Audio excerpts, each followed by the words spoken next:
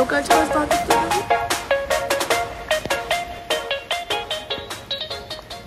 Aš esu Laurita ir kas mes nežino, žiūrėkit mano praeitus vlogus. Ir šiuo metu gyvenu Tailande. Yra verta, nors vieną kartą gyvenime viską mesti ir tiesiog išvažiuoti pabūti su savim, pakavot šaly ir valgyti arbūzą pusryčiams pliaže. Rekomenduoju. Pakeliaukime kartu su manim, bandysiu padėlioti čia jums informaciją. Visas gyvenimas be jokių pagražinimų, tai atsinešu savo produktus, rekinu į savo dušą. Šiaip pradėjau galvoti, kad vis dėlto nieko čia gero man gyvenim sandėliuke. Be langų. Va, čia mano langas realiai tipo. Tai jeigu aš noriu turėti šitą šviesą visą savo kambarį, visi kas vaikščia iš to koridorių, o jau daugėja žmonių, čia jie vaikščia, tada mane mato visų gražumų. Tai aš turbūt uždarytėjim durim. O tada realiai aš nesuprantu, ar oras geras, ar oras blogas. Pavyzdžiui, vat lyja, bet aš žinau, kad palaukit, tai jau nelyja. Aš jau girdžiu, kad nėra lietaus, matau saulės spindulį, vadinasi, kad yra išdžiuvę, viskas, nėra net lietaus lašiukų. Ta prasme, karšta viskas. Tai va, su tuo oru taip ir yra. O žiūrėjimas į prognozę tau tikrai nepadės, nes ten nieko tu nesužinosi. Reikia va pro langą žiūrėti, kurio aš neturiu. Pažiūrėkit, kokie maži čia visi dalykai, va, MMM pavyzdžiui. Turime 7 MMM. Tiesiog vieno piršto sneakersas, pavadinkim taip, va. Tai pamiršau, aš čia neturiu motorolerio, nes pilotė išvarė iki oro uosto, grįš rytoj. Tai šiandien bus diena be motorolerio. Šiaip čia vaikščioti tai visai nesaugu, nes nėra šaligatvių. Bet tiesiog, nu va, matot, aš tiesiog galiu būti nukirsta mašinos. Nes čia nėra šaligatvių, tai eini važiuojamąją dalimi. Aš šiaip kalbant apie Tailandą, aš išskirčiau 3 dalykus, kurie yra labai labai svarbus. Tai pirmas yra saugumas, apskritai. Antras yra žmonių gerumas ir trečias, ką aš ten buvau išrašęs. Ir trečias, gali visko rasti kaip ir Europoje, tai tikrai nėra, kad kažką reikia būtinai įsivežti, nes čia nebebus kažko. Čia labai europiškėja šalis. Atėjau čia netoli tokią vietelę, kur visą laiką perku kavą rytinę. Prisėdau, ko laukiu kavos. Šventyklą. Kalbant žodžių apie žmonės. Jie čia žiauriai geri. Aišku, gal dėl to, kad ir turistas tu esi, bet koks skirtumas. Jie yra žiauriai geri, žiauriai malonus, mandagus, padės tau. Man net norisi verktis iš žmonių gerumo. Aš užsisakiau tokį patiekalą, kur čia dažnai užsisakau. Man pamiršo, o dieve, vabalas. Tiesiog, čia tokio dydžio skruzdėlė. Wait a minute. Ne. Žodžiu, gerai, tęsiant pokalbį. Pamiršau man įdėti riešutų į mano patiekalą. Aš labai mėgstu juos. Problemas, kai nėra, čia riešutų nėra. Ir jie, atsiprašau, įdėjo man atskirai jų. Ir dabar sakau, kiek skolinga. Ir jie man sako, no charge. Nereikia mokėti, sako, už tą patiekalą, nes pamiršom riešutus. Sako, tik už kokteilį. Jau tikrai ne, ir aš mokėjau pilną. Žmonės yra, čia tik viena iš situacijų. Pavyzdžiui, vakar turėjau situaciją, kur aš įsipurinau rankas, ir man tiesiog žmonės atbėgo ir davė vandens, davė viską nusiplauti rankom, kad tai galėčiau vairuoti, mano motorolerį apvalė. Tai manyčiau, žmonės yra tokio gerumo, kad nes čia dar vaisių įdėjo į namus. Kalbant apie saugumą, tai aš jaučiuosi čia saugiausiai, kur esu buvus. Gerai, gal Lietuvoje vis tiek jautiesi saugiau, nes, Lietuva. Bet šiaip tai jaučiuosi saugiausiai iš visų šalių, kur esu buvus. Esu buvus nemažai šalių. Žodžiu, saugiai jaučiuosi tiek kelyje, tiek gatvėje. Ta prasme, drąsiai naktį galiu eiti viena, nes aš žinau, kad viskas bus gerai. Dėl eismo, tai tarsi čia mažiau avarijų ir mažiau nelaimingų atsitikimų ir mažiau anger tų tokių vairuotojų, piktų vairuotojų. Nes čia visi labai malonus, vieni kitus praleidžia, vieni kitiem padeda, nesu mačius kažkas tai specialiai nepraleistų žmogaus pasukti kažkur tai. Tai čia tiesiog nėra problemų, nes čia toksai, pavadinkime, tvarkingas chaosas. Toks chaosas gatvėj, bet visi su visais supratingai praleidžia ir tu drąsiai važiuoji. Nesaugiau čia būtų, manau, be transporto priemonės. Mano šalta kavytė, labai skani, man kainavo 25 jų pinigėlius. Prasideda rytas. Tai šitam vlogę mes aplankysime 2 vietas ir su Phuketu, manau, jau bus kaip ir viskas. Ir galvoju išsikraustyti į Krabį, štai čia. Keliom savaitėm galbūt, nežinau, išvažiuoju sekmadienį. Tai žiūrėsim, kaip čia man seksis, palyginsim kainas, palyginsim šiaip ką visų Phuketų, nes tokios 2 iš lankytiniausių vietų, sakyčiau. Praeitose mano vloguose aptarta nemaža dalis Phuketo, šįkart parodysim dar 2 išskirtinės vietas Phuketo saloje. Tai pradėkime nuo viršuje esančio paplūdimio šalia oro uosto, kur lėktuvai kyla ir leidžiasi. Gyvenu salos viduryje, Surin, tai man apie 3 minučių kelio. Tai toks pliažas, labai gražus, tik nėra skėčių, tai labai karšta, rekomenduočiau pasiimti savo skėčius. Oh my god!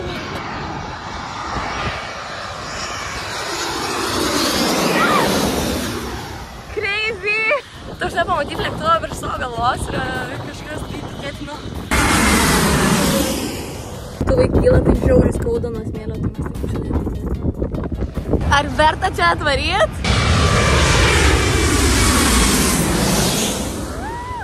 Tai žodžiu, labai fainas tas paplūdimys, nėra per daug žmonių. Sėdėti ir skėčių neduoda, tai iš tikrųjų žiauriai karšta laukti tų lėktuvų, bet jų labai daug. Ta prasme, kas 10 minučių tikrai po vieną lėktuvą nusileidžia.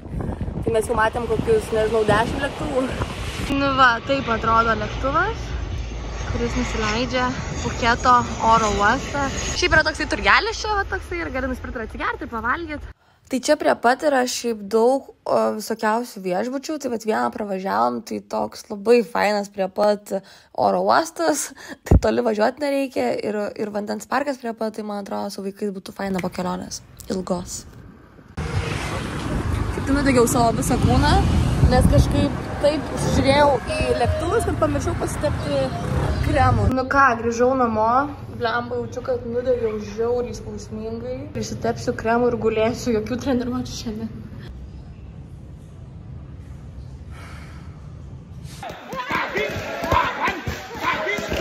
Aliuką ir žiūrėsiu saulėlydį. Pasižadėjau savo, žodžiu, kiekvieną dieną stebėti saulėlydį. Su savim ateiti ir būti.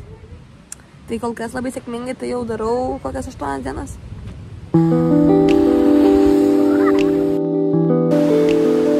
Kaip netikras dangus. Tai vienai saulėlydžių važiuojam pažiūrėti į salos apačią, kur sakiau, prie tam vlojo būtinai reikia grįžti. Ten galima plaukti su baidarė.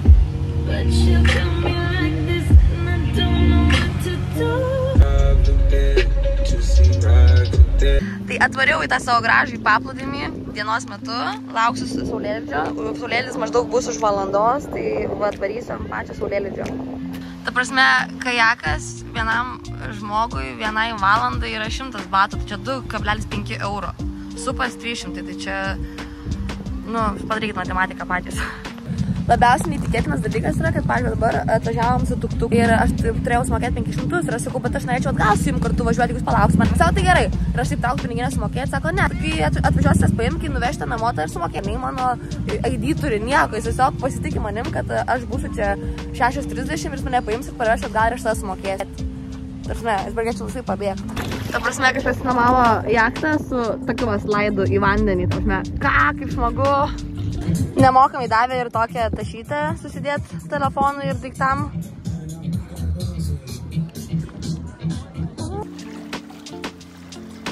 Ir toks pasiplaukėjimas kainuoja tik 2,5 euro valandą laiko. Tai labai puiku. Organizuoti savo saulėlydžių pasižiūrėjimus, kuo įdomiau, kuo įvairiau, nes tai labai verta išvažiavimo tokio kažkur, būtent saulėlydžių.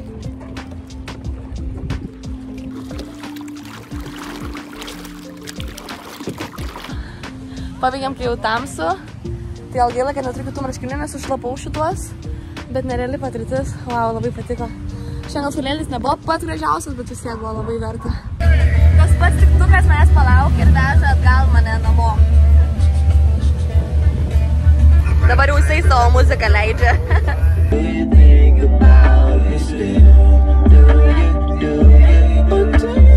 Vakariniavau tokioj neįprastoj vietoj, arabiškam restorane, valgėm ant žemės, viską pateikė ant žemės, valgo visi rankomis, tai buvo labai įdomu. And everybody is like this?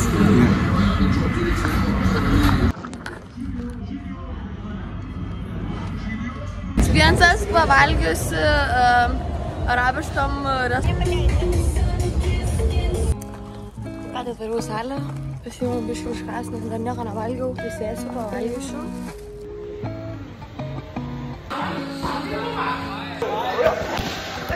Dabar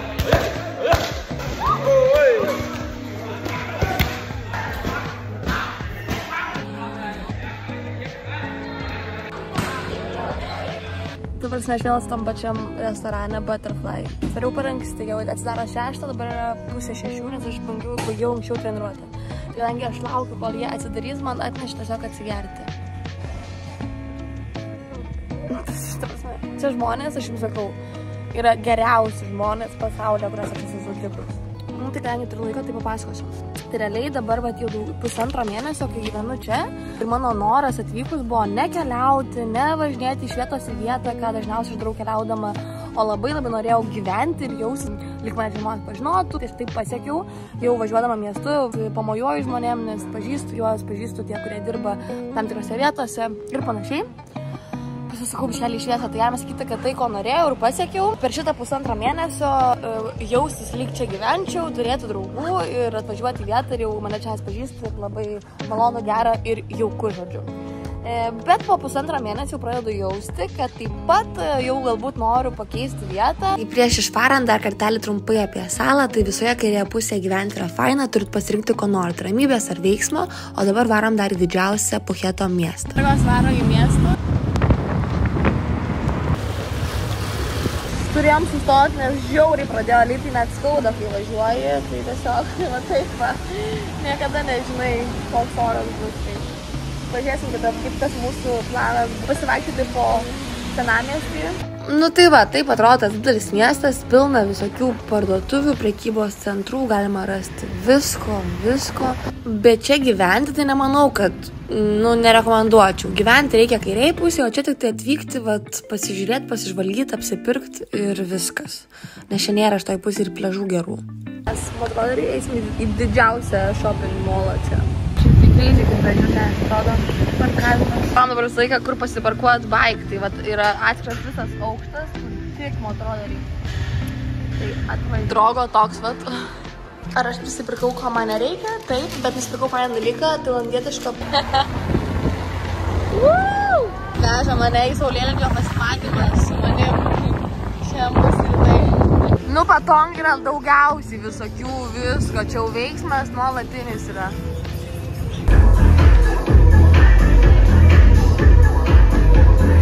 Gerai, kad apsidraudžiau, primenu ir jums būtinai apsidrauskit, nes čia kosmosinės kainos. Aš esu ant stogo, tas mūsų balkonas, ir aš stebiu saulėlydį. O čia mėnulis.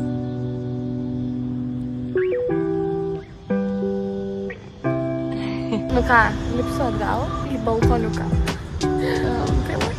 Tai jūs patys kuriate savo žodžių gyvenimą, bet taip, kaip norite gyventi, taip gyvenat, o keliaudamas vienas išmoksti gyventi taip, jį turbūt kažkaip pats savo daraisi įdomų, pats savo daraisi pažadus. Sveiki! Kai mano grožio kirpykla, nes aš nesu natūrali blondinė.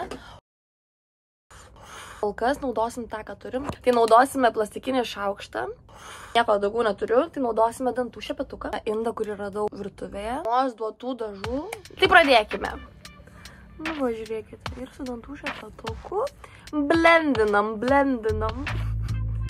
Šiaip tai, kaip sako, protinga moteris visur gali visose situacijose. Šiaip aš visai ant bairio norėčiau nueiti čia į kirpyklą. Mano mama kirpėja, tai nelabai jai čia bairis.